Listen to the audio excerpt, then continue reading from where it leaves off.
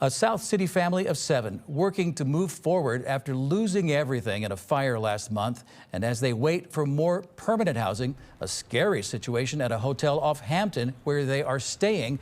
And that leaves them with anxiety. New tonight, Kimberly Donahue has a look at what they're trying to do to find a new home.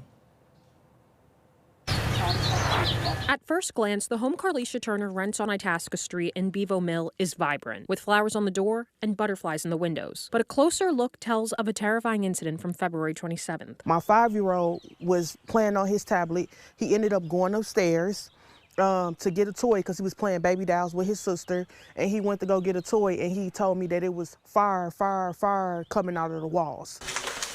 Turner and her 6 kids made it out of the house unharmed, but the inside is unlivable. The joyful house is now marked by a large condemned sign, and shattered glass covers the lawn. The fire, leaving them with a much different feeling than the one of hope the family felt after moving into the home 2 years ago after experiencing homelessness. Turner says the fire was ruled electrical in nature. She says she previously voiced concerns to her landlord about the wiring in the house. When we plug stuff up, it'll like the circuit breaker and stuff will like go flicker on, flicker off.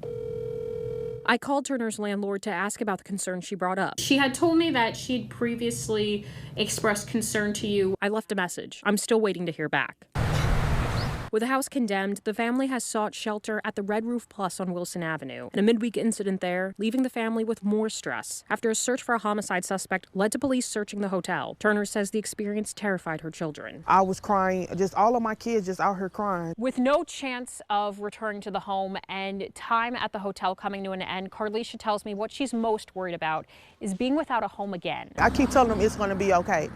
It's going to be okay. We're going to get through this. We've been through worse. Since the fire, Turner says neighbors and different organizations have been helping the family make it by in their temporary living space. What's getting me through is my kids, because I have to be strong for them. Finding the strength to get a new home. In South St. Louis, Kimberly Donahue, First Alert 4.